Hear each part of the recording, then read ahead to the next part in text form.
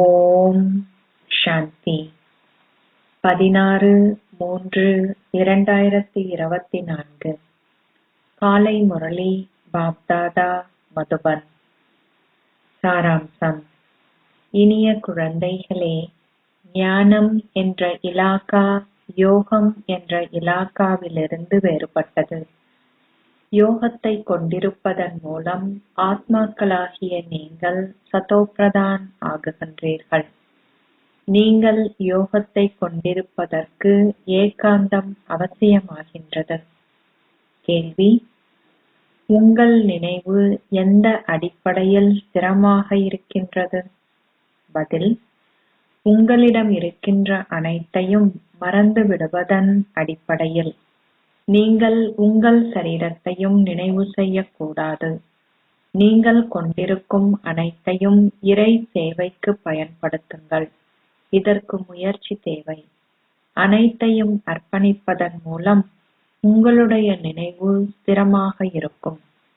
குழந்தைகளாகிய நீங்கள் பாபாவை அன்புடன் நினைவு செய்தால் உங்கள் நினைவு அவரின் நினைவை ஈர்க்கும்.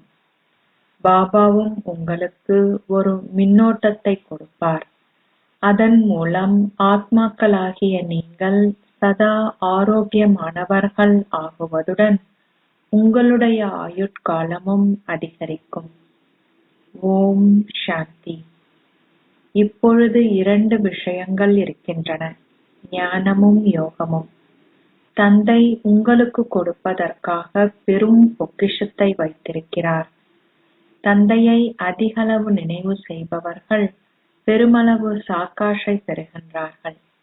ஏனெனில் உங்கள் நினைவு அவருடைய நினைவை ஈர்க்கின்றது. இதுவே சட்டமாகும். ஏனெனில் நினைவே முக்கிய விஷயமாகும். ஒருவர் ஞானத்தை பெருமளவில் கொண்டிருப்பின் அவர் நினைவையும் கொண்டிருக்கின்றார் என்று அர்த்தமல்ல. இல்லை, ஞான இலாக்கா வேறுபட்டதாகும். யோகம் என்னும் பாடம் மிகவும் மகத்துவமானது. ஞானம் யோகத்தை விட குறைவானது. ஆத்மாக்கள் யோகத்தின் மூலம், அதாவது பெருமளவு நினைவை கொண்டிருப்பதன் மூலம் சதோப்பிரதான் ஆகுகின்றார்கள். நீங்கள் நினைவை கொண்டிருக்காதவரை சதோப்பிரதான் ஆகுவதென்பது சாத்தியமற்றதாகும். குழந்தைகளாகிய நீங்கள் நாள் முழுவதும் தந்தையை நினைவு செய்யவில்லை எனில் தந்தையும் உங்களை நினைவு செய்ய மாட்டார். குழந்தைகளே, நீங்கள் நல்ல நினைவை கொண்டிருக்கும் போது அந்நினைவு தந்தையின் நினைவை ஈர்க்கும். நீங்கள் தந்தையை ஈர்க்கின்றீர்கள். இதுவும் நாடகத்தில் ஏற்கனவே நிச்சயிக்கப்பட்டிருப்பதுடன் மிக தெளிவாக புரிந்து கொள்ளப்படவும் வேண்டும். நீங்கள் நினைவை கொண்டிருப்பதற்கு பெருமளவு ஏகாந்தம் தேவைப்படுகின்றது. காலம் தாழ்த்தி வந்தவர்கள் உயர்ந்த ஓர் அந்தஸ்தை பெறுவதற்கு அடிப்படை நினைவாகும். அவர்கள் பெருமளவு நினைவில் நிலைத்திருக்கின்றார்கள். அவர்களுடைய நினைவு தந்தையின் நினைவை ஈர்க்கின்றது. குழந்தைகளாகிய நீங்கள் நினைவை பெருமளவு கொண்டிருக்கும் போது தந்தையும் உங்களை பெருமளவில் நினைவு செய்கிறார். அவர் உங்களை கவர்கின்றார். பாபா கருணை கொண்டிருங்கள், பரிவு கொண்டிருங்கள் என நீங்கள் கூறும்போது அதற்கும் நினைவு தேவைப்படுகின்றது. உங்கள் நினைவு சரியானதாக இருக்குமாயின் இயல்பாகவே அதன் கவர்ச்சி இருப்பதுடன் சாக்காஷையும் நீங்கள் பெறுவீர்கள். நீங்கள் பாபாவை நினைவு செய்யும் போது அந்நினைவு உங்களை முற்றிலும் நிரப்புகின்றது என்பதை ஆத்மாக்களாகிய நீங்கள் உள்ளார்த்தமாக அறிந்து கொள்கிறீர்கள். ஞானம் உங்கள் செல்வமாகும். நினைவு உங்களுக்கு பாபாவின் நினைவை ஈர்க்க வைக்கின்றது. இதன் மூலம் நீங்கள் ஆரோக்கியமாகவும் தூய்மையாகவும் ஆகுகின்றீர்கள். முழு உலகையும் தூய்மைப்படுத்தும் அளவிற்கு அவர் பெருமளவு சக்தியை கொண்டிருக்கின்றார். இதனாலேயே மக்கள் அவரை கூவி அழைக்கின்றனர், ஓ பாபா, வந்து தூய்மையற்ற எங்களை தூய்மையாக்குங்கள். மக்கள் எதையும் அறிய மாட்டார்கள். அவர்கள் வெறுமனே கூவி அழைப்பதுடன் தங்கள் நேரத்தையும் வீணாக்குகின்றார்கள். அவர்கள் தந்தையை அறியவும் மாட்டார்கள். அவர்கள் தீவிர பக்தி செய்தாலும், காசியில் உள்ள சிவன் கோவிலில் தங்களை அர்ப்பணித்தாலும் எதையும் பெற்றுக்கொள்வதில்லை. அவர்கள் இன்னமும் பாவங்கள் செய்ய ஆரம்பிக்கின்றார்கள். மாயை உடனடியாக அவர்களை சிக்க வைக்கின்றாள். அவர்கள் எதையும் பெறுவதில்லை. தந்தையே தூய்மையாக்குபவர் என்பதை இப்பொழுது நீங்கள் அறிந்துள்ளீர்கள். எனவே உங்களை நீங்கள் அவரிடம் அர்ப்பணிக்க வேண்டும். சிவனும் சங்கரரும் ஒருவர் என மக்கள் நினைக்கின்றார்கள். அதுவும் கூட அறியாமையே ஆகும். இங்கு பாபா மீண்டும் மீண்டும் கூறுகின்றார், மன்மனா பவ், என்னை நினைவு செய்யுங்கள், நீங்கள் தூய்மை ஆகுவீர்கள். நீங்கள் மரணத்தை வெற்றி கொள்கிறீர்கள். எனினும் இதற்காக எவ்வளவு முயற்சி செய்தாலும் அதற்கேற்ப மாயையும் உங்கள் வழியில் தடைகளை ஏற்படுத்துவாள். ஏனெனில் தந்தையை நினைவு செய்வதன் மூலம் நீங்கள் அவளை விட்டு விலகிவிடுவீர்கள் என்பதை அவள் அறிவாள். நீங்கள் என்னுடையவர்களாக ஆகியதினால் நீங்கள் அனைத்தையும் துறக்க வேண்டும். உங்கள் நண்பர்கள், உறவினர்கள், செல்வம் போன்றவற்றை நீங்கள் இனிமேலும் நினைவு செய்யக்கூடாது. ஒரு கதை இருக்கின்றது. அதில் கைத்தடியை கூட துறந்துவிட வேண்டும் என்று கூறப்பட்டுள்ளது. அனைத்தையும் துறந்துவிடுங்கள் என மற்றவர்கள் உங்களுக்கு கூறுவார்கள். ஆனால் உங்கள் சரீரத்தை நினைவு செய்யக்கூடாது என எவருமே ஒருபோதும் கூறமாட்டார்கள். தந்தை கூறுகின்றார், அந்த சரீரம் பழையது, இதையும் நீங்கள் மறந்துவிட வேண்டும். பக்தி மார்க்கத்திற்குரிய அனைத்தையும் நீங்கள் மறந்துவிட வேண்டும். நீங்கள் அனைத்தையும் முற்றும் முழுதாக மறந்துவிட வேண்டும். உங்களிடம் உள்ள அனைத்தையும் சேவைக்காக உபயோகிக்கின்ற போதே உங்கள் நினைவு ஸ்திரமாக இருக்கும். நீங்கள் உயர்ந்த அந்தஸ்தை கோர வேண்டுமாயின் பெருமளவு முயற்சி செய்ய வேண்டும். நீங்கள் உங்கள் சரீரத்தை கூட நினைவு செய்யக்கூடாது. நீங்கள் சரீரமற்று வந்தீர்கள், சரீரமற்றே திரும்ப வேண்டும். தந்தை குழந்தைகளாகிய உங்களுக்கு கற்பிக்கின்றார். அவர் ஆசைகள் அற்றவர். அவர் சேவை செய்கின்றார். தந்தை மாத்திரமே இந்த ஞானத்தை கொண்டிருக்கின்றார். இது தந்தையும் குழந்தைகளும் சேர்ந்து நடிக்கின்ற ஒரு நாடகமாகும். குழந்தைகளாகிய நீங்கள் தந்தையை நினைவு செய்யும் போது தந்தை இங்கிருந்து உங்களுக்கு ஒரு சர்ச் லைட் கொடுக்கின்றார். குழந்தைகள் தந்தையை பெருமளவில் ஈர்க்கும்போது தந்தை அமர்ந்திருந்து அவர்களுக்கு ஒளியை கொடுக்கின்றார். அவர்களால் போதுமான அளவு தந்தையை ஈர்க்க முடியாத போது இந்த பாபா அமர்ந்திருந்து தந்தையை நினைவு செய்கின்றார். எவருக்காவது எந்நேரத்திலேனும் சாக்காஷ் தேவைப்படும் போது பாபாவின் நித்திரைக்கு இடையூறு ஏற்படுகின்றது. யாருக்காவது சாக்காஷ் தேவைப்படும் போது அவர் அது பற்றி அக்கறை காட்டுகின்றார். ஞானத்தை கற்பதன் மூலம் உங்களுடைய ஆயுட்காலம் நீடிப்பதில்லை. இந்த மின்னோட்டத்தை நீங்கள் பெறுவதன் மூலம் உங்கள் ஆயுட்காலம் நீடிப்பதுடன் நீங்கள் என்றென்றும் ஆரோக்கியமாக இருப்பீர்கள். உலகத்தில் சிலர் 125 150 வயது வரை இருக்கின்றனர். அவர்கள் நிச்சயமாக ஆரோக்கியமானவர்களாக இருப்பார்கள். அவர்கள் பெருமளவில் பக்தியையும் செய்திருப்பார்கள். பக்தியில் நன்மை இருக்கின்றது. அதில் எவ்வித தீங்கும் இல்லை.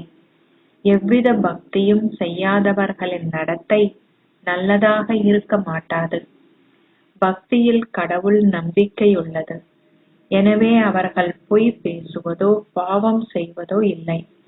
அத்துடன் தங்கள் தொழிலில் கோபம் அடைவதும் இல்லை. பக்தர்களும் போற்றப்படுகின்றார்கள். பக்தி மார்க்கம் எப்போது ஆரம்பமாகியது என மக்கள் அறியமாட்டார்கள். அவர்கள் இந்த ஞானத்தையும் அறியமாட்டார்கள். பக்தி மார்க்கமும் சக்தி வாய்ந்ததாக ஆகுகின்றது. ஆனால் இந்த ஞானத்தின் ஆதிக்கம் வளர்ச்சி அடையும் போது பக்தி முழுமையாக துறக்கப்பட்டுவிடும்.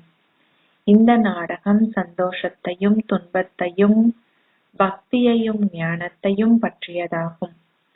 கடவுள் சந்தோஷத்தையும் துன்பத்தையும் கொடுக்கிறார் என்றும் பின்னர் அவர் சர்வ வியாபகர் என்றும் மக்கள் கூறுகின்றனர்.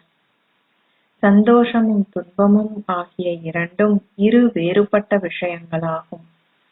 நாடகத்தை அறியாததனால் அவர்கள் எதையும் புரிந்து கொள்ளவில்லை. ஆத்மாக்கள் அனைவரும் தங்கள் சரீரத்தை நீக்கி வேறொன்றை எடுக்கின்றார்கள். நீங்கள் மாத்திரமே இதனை அறிவீர்கள். சத்திய யுகத்தில் நீங்கள் ஆத்ம உணர்வில் இருப்பீர்கள் என கூறப்படவில்லை. இப்பொழுதுதான் நீங்கள் ஆத்ம உணர்வு உடையவராக வேண்டும் என தந்தை உங்களுக்கு கற்பிக்கின்றார்.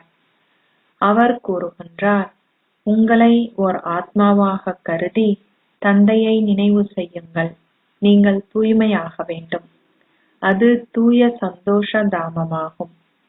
சந்தோஷமான காலத்தில் அவரை எவரும் நினைவு செய்வதில்லை. அவர்கள் துன்பத்தை அனுபவிக்கும் போது மாத்திரமே கடவுளை நினைவு செய்கின்றார்கள். நாடகம் எவ்வளவு அற்புதமானது என பாருங்கள்.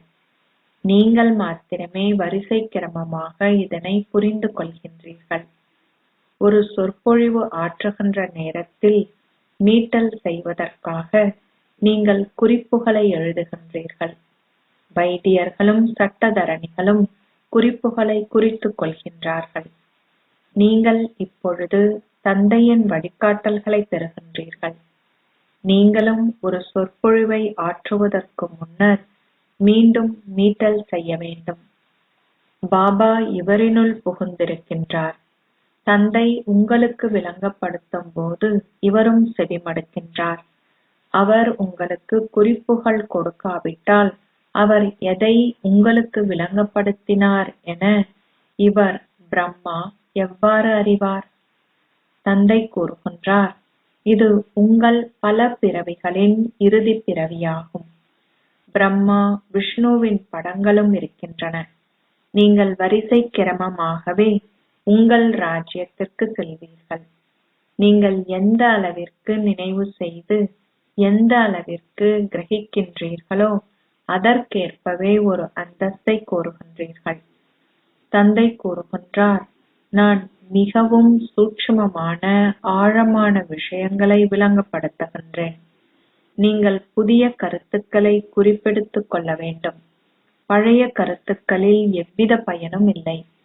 நீங்கள் ஒரு சொற்பொழிவை ஆற்றிய பின் குறிப்பிட்ட ஒரு கருத்தை விளங்கப்படுத்தி இருந்தால் அது அவர்கள் புத்தியில் பதிந்திருக்கலாம் என நினைப்பீர்கள். ஞானத்தை பேசுகின்ற பேச்சாளராகிய நீங்களும் வரிசை கிரமமானவர்களே. அனைவரிலும் சிறந்தவர்கள் மகாரத்திகள் ஆவார்கள். பாபா வேறுபட்டவர். பாப் தாதா இருவரும் இணைந்திருக்கின்றார்கள். மம்மாவினுடைய விளக்கங்களே அனைத்திலும் மிக சிறந்ததாகும். சம்பூர்ணமான மம்மாவின் காட்சிகளை குழந்தைகள் கண்டிருக்கின்றார்கள். அவசியம் ஏற்படும் போது பாபா வந்து புகுந்து அவருடைய பணியை நிறைவேற்றுகின்றார். இவை அனைத்தும் புரிந்து கொள்ளப்பட வேண்டிய விஷயங்களாகும்.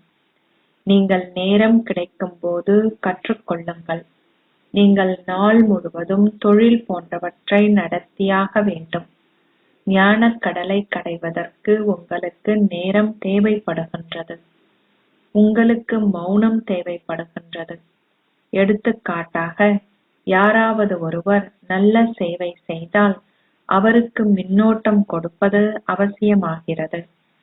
பின்னர் உதவி அளித்ததினால் அந்த ஆத்மா நினைவு கூறப்படுகின்றார். முதலில் முகத்தை நினைவு கூறுவதினால் உங்களால் ஆத்மாவை நினைவு செய்ய முடியும். நீங்கள் அத்தகைய வழிமுறைகளை உருவாக்க வேண்டும். சேவாதாரி குழந்தைகள் கஷ்டத்தை அனுபவம் செய்வதினால் அவர்களுக்கு உதவி அளிக்க வேண்டும். நீங்கள் உங்களை ஓர் ஆத்மாவாக கருதி தந்தையை நினைவு செய்வதுடன் பின்னர் அந்த ஆத்மாவை சிறிதளவு நினைவு செய்யுங்கள். இது அவர்களுக்கு சர்ச் லைட் கொடுப்பது போன்றதாகும். நீங்கள் குறிப்பிட்ட இடத்தில் அமர்ந்து நினைவு செய்ய வேண்டும் என்பதல்ல. நடக்கின்ற போதும், சுற்றித் திரிகின்ற போதும், உங்களுடைய உணவை உட்கொள்ளும் போதும் தந்தையை நினைவு செய்யுங்கள். நீங்கள் மற்றவர்களுக்கு மின்னோட்டத்தை கொடுக்க வேண்டுமாயின் நீங்கள் இரவு முழுவதும் விழித்திருக்க வேண்டும். குழந்தைகளே, நீங்கள் தந்தையை எந்தளவு நினைவு செய்கின்றீர்களோ அதற்கேற்பவே பாபா உங்களால் கவரப்பட்டு உங்களுக்கு ஒளியை கொடுப்பார் என்று உங்களுக்கு விளங்கப்படுத்தப்பட்டுள்ளது. குழந்தைகளுக்கு ஒரு சர்ச் லைட் கொடுப்பது பாபாவின் தொழிலாகும். பெருமளவு சர்ச் லைட் கொடுப்பதற்கு தேவைப்படும் போதெல்லாம் இந்த பாபா தந்தையை பெருமளவு நினைவு செய்வார்.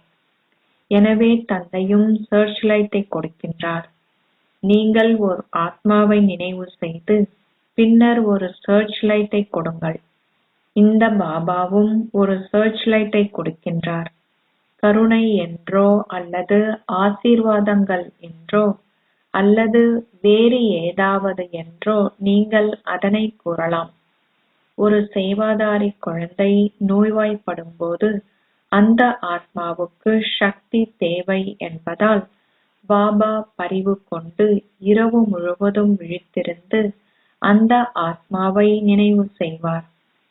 ஆத்மாக்கள் நினைவை கொண்டிருந்தால் அதற்கு பதிலாக பாபா அவர்களை நினைவு செய்கின்றார். தந்தை குழந்தைகளில் பெருமளவு அன்பு கொண்டுள்ளார். எனவே அவருடைய நினைவுகள் ஆத்மாவை வந்தடைகின்றது. எவ்வாறாயினும் ஞானம் இலகுவானது. அதில் எந்தவிதமான மாயையின் தடைகளும் இல்லை. நினைவு செய்வது பிரதான விஷயமாயினும் இதில் தடைகள் பல உள்ளன. நினைவு செய்வதினால் உங்களுடைய புத்தி தங்கப் பாத்திரத்தை போன்றதாகின்றது என்பதனால் உங்களால் ஞானத்தை கிரகிக்க முடிகிறது. சிங்கத்தின் பால் தங்கப் பாத்திரத்தில் மட்டுமே வைக்க முடியுமென கூறப்பட்டுள்ளது. தந்தையால் கொடுக்கப்படும் இந்த ஞான செல்வத்தை பெறுவதற்கு உங்களுக்கு ஒரு தங்கப் பாத்திரம் தேவைப்படுகின்றது. நீங்கள் நினைவு யாத்திரையில் இருந்தால் மட்டுமே இது நடைபெற முடியும். நீங்கள் நினைவை கொண்டிராவிட்டால் உங்களால் உட்கிரகிக்க முடியாது. தந்தை உள்ளிருக்கும் ரகசியங்களை அறிந்தவரென எண்ணாதீர்கள். எதிர்கால விஷயங்களை முற்கூட்டியே கூறுவது பக்தி மார்க்கத்தில் நிகழ்கின்ற விஷயங்களாகும். அவர்களுக்கு குழந்தை இருந்தால் அது குருவின் ஆசீர்வாதமென அவர்கள் கூறுகிறார்கள். குழந்தை இல்லாவிட்டால் அது கடவுளின் விருப்பம் என அவர்கள் கூறுகிறார்கள். பகலுக்கும் இரவுக்கும் வித்தியாசம் இருக்கின்றது. நாடகத்தின் ரகசியங்களை தந்தை மிக தெளிவாக குழந்தைகளுக்கு விளங்கப்படுத்துகிறார். உங்களுக்கு இந்த விஷயங்கள் முன்பு தெரியாது. இது உங்களுடைய மரணித்து வாழும் மறுபிறப்பாகும். இப்பொழுது நீங்கள் தேவர்கள் ஆகுகின்றீர்கள் என்பது உங்களுக்கு தெரியும். லக்ஷ்மி நாராயணன் எவ்வாறு அவர்களுடைய ராஜ்யத்தை பெற்றார்கள், அதனை எவ்வாறு மீண்டும் இழந்தார்கள் என்ற தலைப்பில் நீங்கள் பேச முடியும். எங்களால் அந்த முழு வரலாறையும் புவியியலையும் விளங்கப்படுத்த முடியும் என அவர்களுக்கு கூறுங்கள். இந்த பிரம்மா கூறுகின்றார், நான் லக்ஷ்மி நாராயணரை வழிபட்டேன். அத்துடன் நான் கீதையையும் கற்றேன். பாபா என்னுள் பிரவேசித்ததும் நான் அனைத்தையும் துறந்துவிட்டேன். நான் பாபா கூறுவதை போன்ற காட்சியை பெற்றேன்.